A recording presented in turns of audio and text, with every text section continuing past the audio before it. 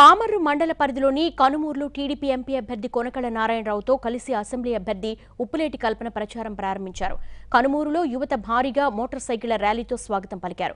కొనకళ్ళ మాట్లాడుతూ రైతులు పేదల సంక్షేమం కోసం ముఖ్యమంత్రి అహర్నిశలు శ్రమిస్తున్నారన్నారు. ఉప్పులేటి కల్పన మాట్లాడుతూ చెప్పింది చేసి చూపిస్తున్న వ్యక్తి ముఖ్యమంత్రి చంద్రబాబు అన్నారు. ప్రచారంలో పలువురు టీడీపీ నాయకులు, కార్యకర్తలు, అభిమానులు పాల్గొన్నారు. ఎంపీ గౌరవనీయులు శ్రీ కొనకళ్ళ నారాయణ గారు కూడా ఈ ప్రచార కార్యక్రమంలో పాల్గొన్నారు. మరి మేమిద్దరం కూడా ఊర్లలో ప్రచార కార్యక్రమానికి వెళ్తూ ఉంటే జన స్పందన చాలా బాగుంది. మరి ప్రజలందరూ కూడా విశ్వసిస్తూ ఉన్నారు చంద్రబాబు నాయుడు గారు. ఎందుకంటే కేవలం చంద్రబాబు నాయుడు గారు మాటలు చెప్పే వ్యక్తి కాదు, చేతల్లో చేసి చూపించే ముఖ్యమంత్రి చంద్రబాబు నాయుడు గారు నమ్ముతున్నారు. ఎందుకంటే చెప్పనివి కూడా చేసి చూపించారు. డ్వాక్రా రుణమాఫీ చేస్తామని 10,000 చొప్పున ప్రతి సభ్యురాలకి మాఫీ చేయటమే కాకుండా వాళ్ళు ఎవరు మేము కూడా ఊహించని విధంగా ఇంకొక 10,000 రూపాయలు పసుపు కుంకుమ క్రింద ఇచ్చారు. దాంతో మహిళల్లో నమ్మకం స్థిరపడింది.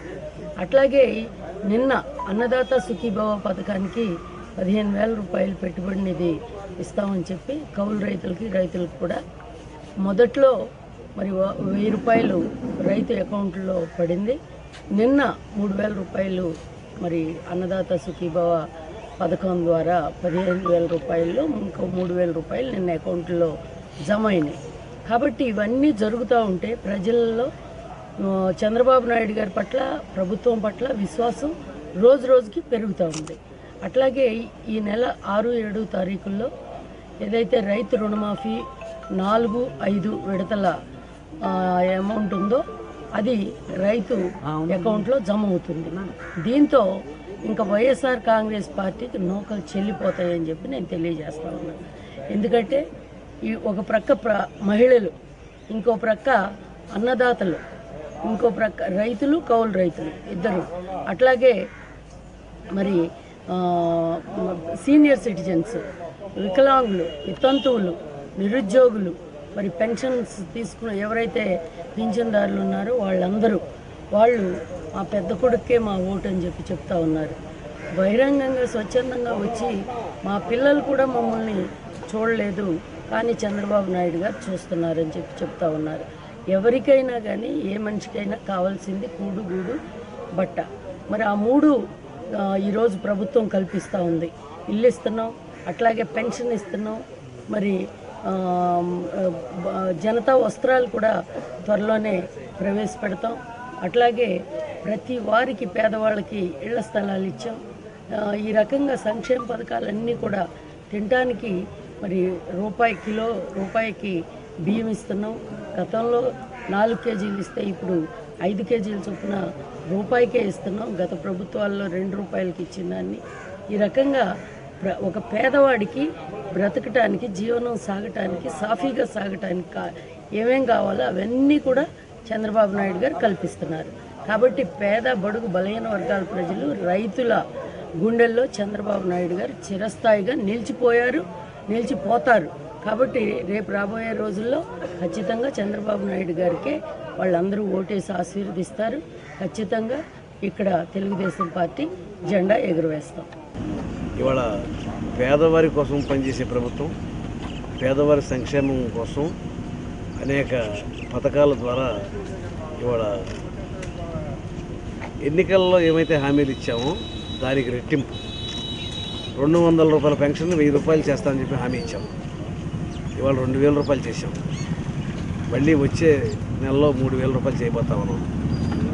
ఎవరైతే వృద్ధులు ఉంటారో వారికి జీవితం మీద భరోసా కల్పించింది చంద్రబాబు నాయుడు గారు.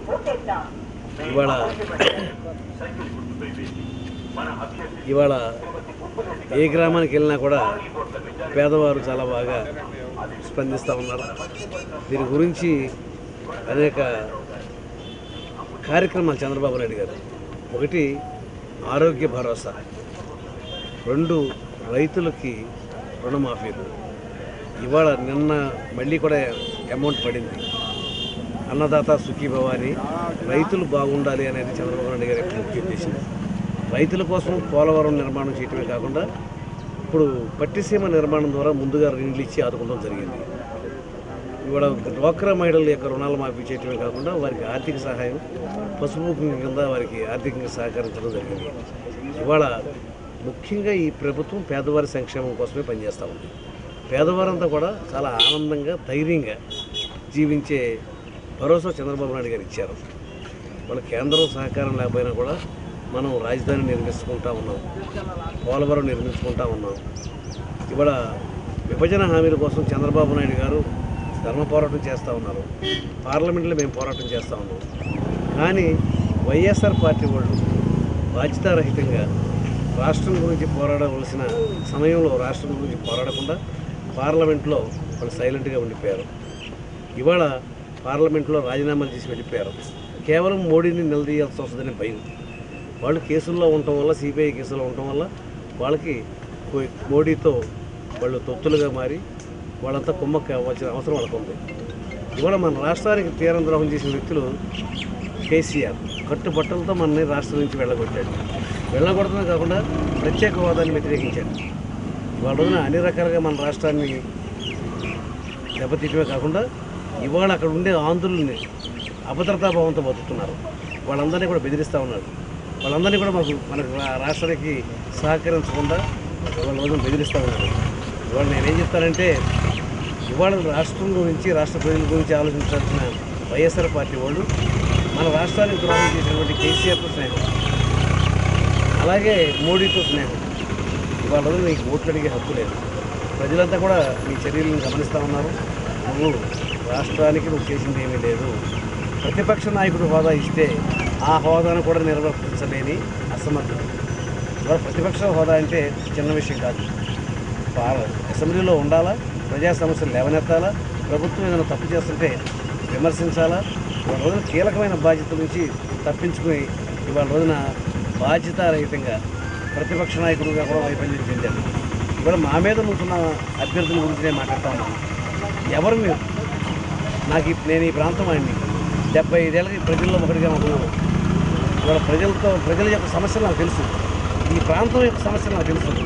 ఈ ప్రాంత సమస్యల కోసం నేను నిరంతరం పోరాటం చేస్తాను. పదవి ఉన్నా లేకపోయినా కూడా ఉద్యమాలు నడిపారు. 216 కోసం ఉద్యమం చేశారు, మచిలీపట్నం పోర్టు కోసం ఉద్యమం చేశారు. ఏం ఉంటే నా ప్రాంతం బాగుంటుందో నాకు తెలుసు. ఇవాళ నా మీద పోటీ చేసే అభ్యర్థులు వాళ్ళు ఏ ప్రాంతం నుంచి వచ్చారు, వాళ్ళకి ఈ ప్రాంతాల గురించి ఏం తెలుసు, ఇంతకు ముందు నుంచి ఎన్నాళ్ళ నుంచి ప్రజా జీవితంలో ఉన్నారు.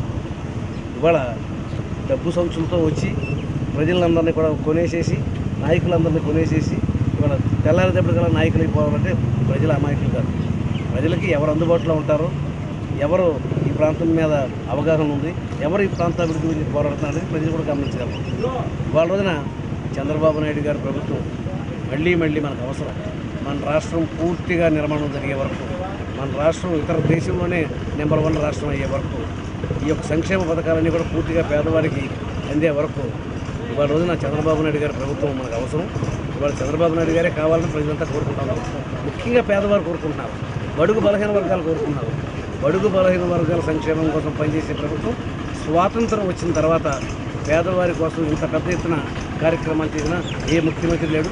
నారా చంద్రబాబు నాయుడు గారే మళ్ళీ ముఖ్యమంత్రి.